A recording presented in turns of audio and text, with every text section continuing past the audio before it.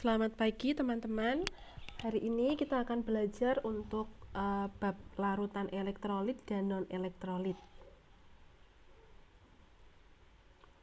Nah, sebelum kita masuk ke larutan elektrolit dan non-elektrolit, kita pelajari dulu apa itu larutan. Nah, ini sudah teman-teman pelajari di waktu SMP juga ya untuk larutan. Larutan adalah campuran homogen. Nah, ini campurannya itu homogen, artinya dia secara fisik tidak bisa dipisahkan ya, karena dia bercampur secara homogen. Dua jenis zat atau lebih dengan berbagai perbandingan komposisi dan memiliki sifat-sifat seperti komponen penyusunnya. Nah, itu yang dinamakan sebagai larutan. Nah, berdasarkan daya hantar listriknya, larutan dibedakan menjadi dua, larutan elektrolit dan larutan non-elektrolit. Nah, kalau dalam kehidupan sehari-hari, teman-teman pasti sering mendengar ya larutan elektrolit. Nah, contohnya ada Pocari Sweat.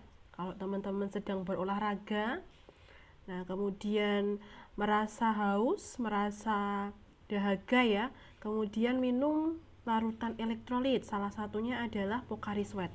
Nah, sebenarnya bagaimana prinsip kerja atau bagaimana peran larutan tersebut di dalam tubuh kita? Kenapa kok bisa menyegarkan begitu ya? Nah, ini nanti bisa kita pahami setelah belajar larutan elektrolit dan non-elektrolit. Nah, untuk larutan elektrolit sendiri dibedakan menjadi dua. Ada elektrolit kuat dan elektrolit lemah. Kita masuk dulu ke larutan elektrolit. Larutan yang dapat menghantarkan listrik. Nah, kemudian timbul pertanyaan, kenapa larutan elektrolit dapat menghantarkan listrik? Nah, ada apa di dalamnya? Kenapa bisa menghantarkan listrik? Nah, itu ternyata berkaitan dengan reaksi ionisasinya. Jadi pada larutan elektrolit, nah ketika dilarutkan dalam air, larutan tersebut atau senyawa tersebut dapat terion.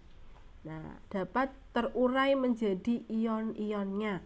Ada ion positif dan ada ion negatif. Sebagai contoh adalah larutan NaCl. Nah, jadi teman-teman kalau punya garam dapur ya, dilarutkan dalam air, itu akan terion menjadi Na positif dan Cl negatif.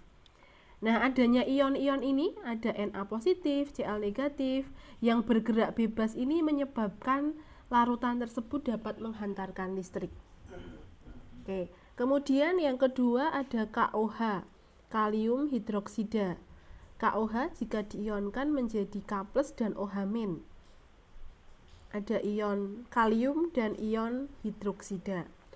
Kemudian contoh yang ketiga ada CH3COOH atau asam asetat ya, atau biasa disebut dalam perdagangan sebagai cuka. Cuka ini diionkan menjadi CH3COO- dan H+. Nah, ada ion-ion.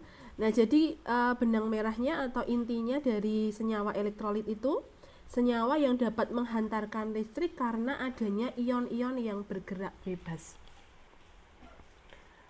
Adanya ion-ion yang bergerak bebas. Oke, itu ya.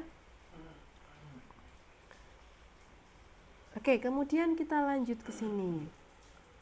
Nah, ini adalah contoh rangkaian percobaan larutan elektrolit dan non-elektrolit.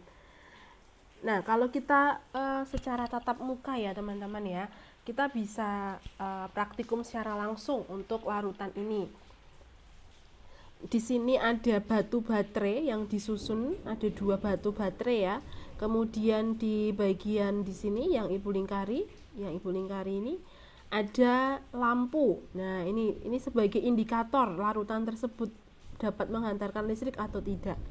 Kemudian rangkaian ini dihubungkan dengan elektroda. Jadi elektrodanya ada 2 yang hitam ini. Nah, ini ada 2 silinder elektroda ya. Biasanya elektrodanya adalah karbon. Oke, kemudian dimasukkan ke dalam suatu larutan yang akan kita uji apakah dia bersifat elektrolit atau non-elektrolit.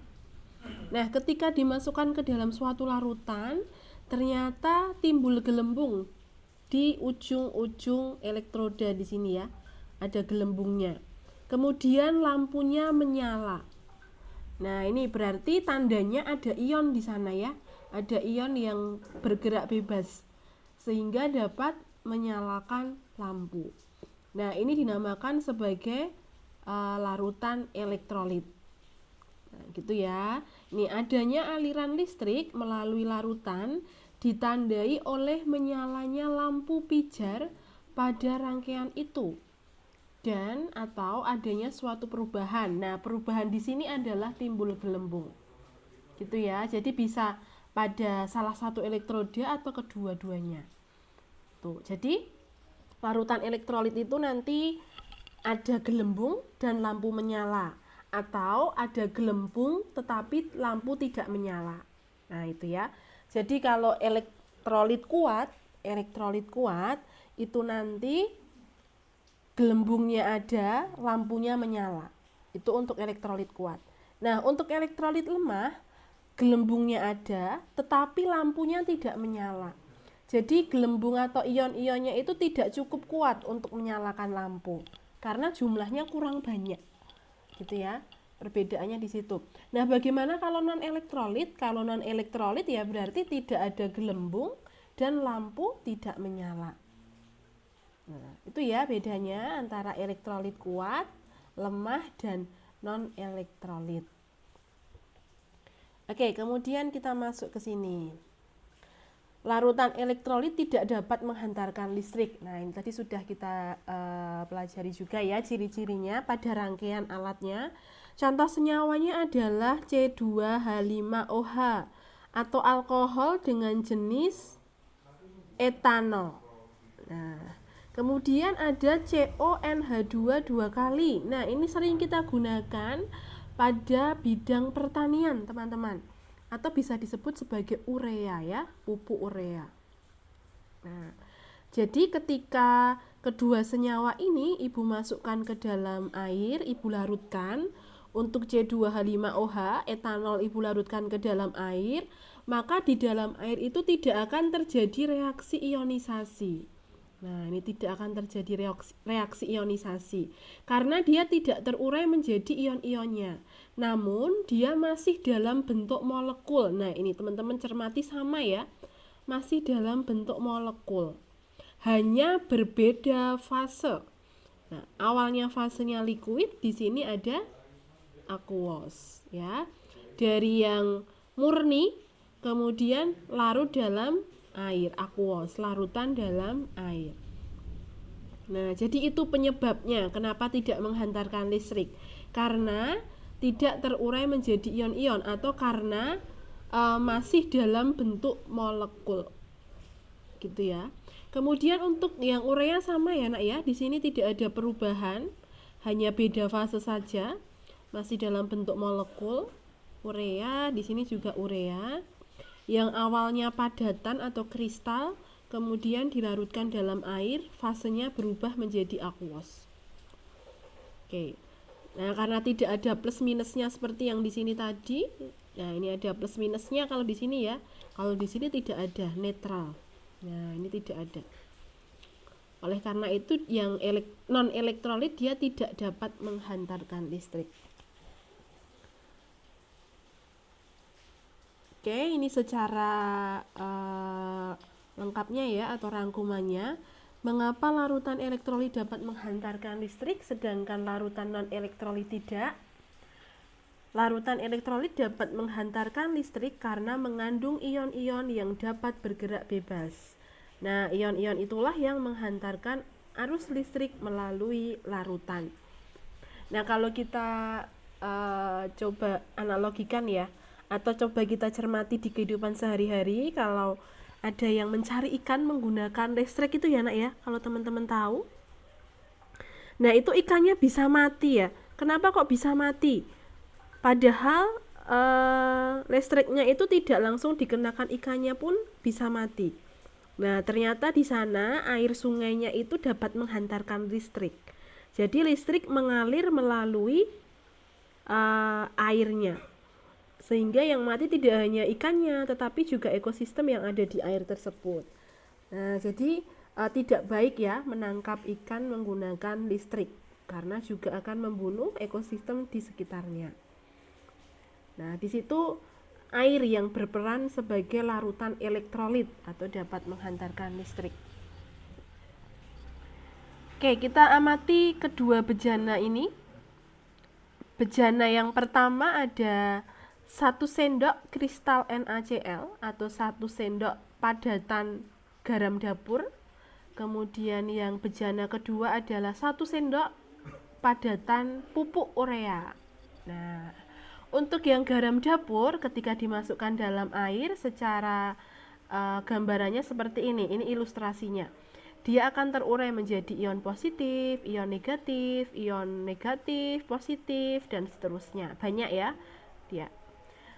Sedangkan ketika pupuk urea kita larutkan ke dalam air, nah misalkan nih teman-teman mau memupuk tanamannya pakai pupuk urea, kemudian dilarutkan dalam air, butirannya masih sama ya di sini. Jadi tidak ada ionnya, masih dalam bentuk molekul. Kalau ini tadi kan dia ada ion Na, ini ada Cl-, Na, Cl-. Nah, kalau ini sama. Ini dalam satu lingkaran kecil ini adalah senyawa CONH2 2 kali. Ini juga sama. CONH2 2 kali.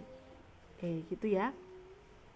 Dalam air senyawa elektrolit terurai menjadi ion. Dalam air senyawa non-elektrolit tetap sebagai molekul. Bedanya itu. Nah, kemudian timbul pertanyaan, mengapa sebagian zat dapat menghasilkan ion dan sebagian lainnya tidak, seperti tadi? Kenapa kok urea tidak dapat menghasilkan ion, tetapi garam dapur bisa menghasilkan ion? Nah, ternyata ini bisa kita kaitkan dengan materi yang sudah kita pelajari di semester 1 kemarin tentang ikatan kimia. Nah, jadi berdasarkan jenis ikatan. Ada 2 ikatan kimia, ada ikatan ion dan kovalen. Nah, ini nanti masuk ke senyawanya ya. Senyawa ion dan senyawa kovalen. Oke, kalau teman-teman pelajari untuk yang senyawa ion, berarti di sana ada ikatan ion. Ikatan yang terbentuk antara unsur logam plus non-logam. Nah, ini kita pakai lagi ya, logam plus non-logam. Logam golongan 1 sampai 3A, non-logam golongan 4A ke atas. Kemudian untuk senyawa kovalen berarti dia senyawa yang terdiri dari non-logam plus non-logam. Oke, nah ini ya, ini perbedaannya. Kemudian kalau teman-teman cermati pada gambar ini ada 3 gambar. Untuk yang gambar pertama itu adalah kristal NaCl. Nah, ini semua NaCl ya, misalkan. Ini ada NaCl atau garam dapur. Yang pertama bentuknya kristal atau padatan. Ibu tulis di sini padatan. Nah, kalau padatan dia berarti fasenya adalah S, solid. Kemudian yang B ada lelehan, fasenya adalah liquid. Dan C adalah larutan, fasenya aqueous. Oke, untuk yang padatan dulu, teman-teman bisa perhatikan di sini struktur molekulnya berbentuk mampat ya, teman-teman ya. Jadi tidak ada ruang lagi untuk bergerak. Ini yang positif di sini, dia mau geser ke kanan, geser ke kiri sudah penuh semua. Nah, karena dia mampat ya bentuknya, sudah full. Sedangkan untuk yang B di sini masih ada rongganya. Nah, sehingga ionnya bisa bergerak. Cukup ruang di sini untuk bergerak. Untuk yang C dia lebih longgar lagi karena dia bisa bergerak bebas ya di antara molekul-molekul air. Nah, yang tidak ada positif negatifnya ini molekul airnya.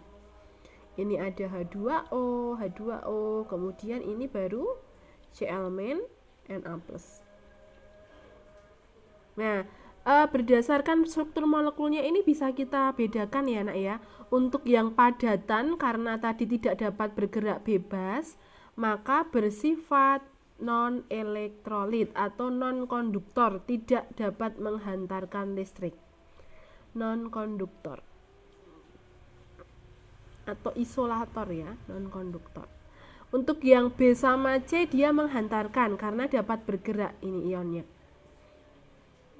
Contoh yang lain adalah senyawa yang lain ada NaCl, MgBr2 dan lain-lain. Itu ya, jadi antara logam golongan 1A sampai 3A bereaksi atau berpasangan dengan logam golongan 4A sampai 8A. Oke, itu untuk senyawa ion. Kemudian untuk senyawa kovalen. Nah, teman-teman, untuk senyawa kovalen sendiri dibedakan menjadi dua, kovalen polar dan kovalen non-polar. Polar berarti di sana ada kutubnya, ada kutub negatif, ada kutub positif, sedangkan non-polar tidak. Senyawa polar dan non-polar. Nah, ternyata urea tadi masuk ke dalam kovalen non-polar. Nah, sebagai contoh untuk yang kovalen polar di sini ada HCl, kemudian ada CH3COOH. Nah, maksudnya polar seperti apa nanti bisa dibuka lagi ya bukunya di semester 1. Misalkan di sini ada HCl, Ibu gambarkan ikatan kimianya di mana H memiliki 1 elektron valensi di sini. Kemudian Cl- memiliki 7 elektron valensi. Nah, yang satu berpasangan dengan H. 1, 2, 3, 4, 5, 6, 7. Nah, ada 7 elektron. Oke, kemudian dengan adanya elektron yang berpasangan ini akan lebih tertarik ke Cl-nya karena dia elektronnya banyak ya, jadi dia lebih tertarik ke sini. Nah, kalau H kan di sini cuma 2 nih, nah berarti dia akan lebih positif nanti kutubnya ya, positif. Sedangkan untuk yang Cl dia akan lebih negatif. Nah, delta negatif, delta positif. Itu untuk kovalen polar. Nah, ternyata untuk kovalen polar dan non polar di sini ada perbedaan pada fasenya. Pada padatan kedua jenis kovalen ini, polar dan non polar itu bersifat tidak menghantarkan. Nah, ini non konduktor semua ya, tidak menghantarkan. Kemudian pada bentuk lelehan atau liquid, ini tadi solid, yang ini aqueous. Nah, pada lelehan kedua-duanya juga sama ya, tidak menghantarkan. Kemudian pada larutan yang menghantarkan hanya yang polar saja. Yang non-polar dia tidak menghantarkan. Kemudian kalau tadi Ibu gabung antara senyawa ion kovalen polar dan non-polar seperti ini bentuknya. Nah, nanti tergantung teman-teman lebih mudah yang mana cara menghafalkannya, silahkan nanti boleh punya cara sendiri-sendiri ya, yang penting nanti konsepnya sama. Nah, kalau Ibu tambahkan di sini, kalau di sini kan berdasarkan daya hantarnya ya. Nah, kalau berdasarkan titik didihnya, titik didih, untuk yang senyawa ion ini titik didihnya adalah tinggi. Nah, kemudian untuk yang dua ini polar dan non polar dia cenderung rendah. Oke, itu ya. Jadi nanti kalau ada titik didih teman-teman bisa bedakan. Oh, kalau tinggi berarti dia masuknya ke senyawa ion. Oke. Nah, polar. Kalau polar itu dia artinya larut dalam air. Senyawanya larut dalam air karena dia polar ya. Polar itu larut sama yang polar. Jadi like dissolve like. Yang sama akan larut pada yang sama. Kalau dia polar berarti larut pada polar. Kalau non polar berarti dia larut dengan yang non polar. Nah, karena air itu bersifat polar, maka senyawa kovalen yang lain akan larut ke dalam air seperti HCl tadi. Jadi kalau HCl Ibu masukkan ke dalam air maka bisa larut. Kemudian untuk yang nonpolar dia tidak larut dalam air. Nah, itu ya. Kemudian ini contohnya senyawa ion dan senyawa kovalen polar. Teman-teman bisa cermati. Nah, ini tadi sudah Ibu berikan contohnya ya. Oke, kemudian ada perbedaan antara elektrolit kuat dan lemah berdasarkan alfanya atau derajat ionisasi di sini. Nah, derajat ionisasi itu apa?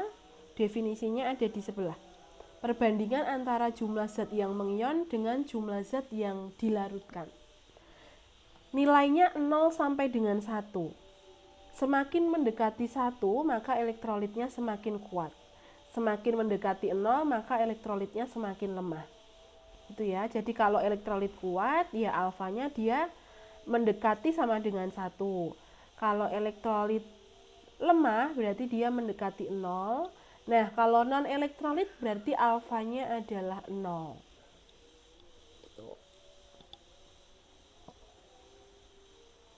Nah, teman-teman, kalau di awal tadi di sini ya, Ibu berikan contoh untuk senyawa elektrolit itu ada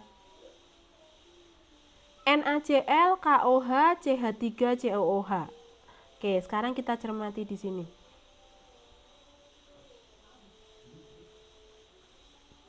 NaCl, KOH, NaCl, KOH sama CH3COOH.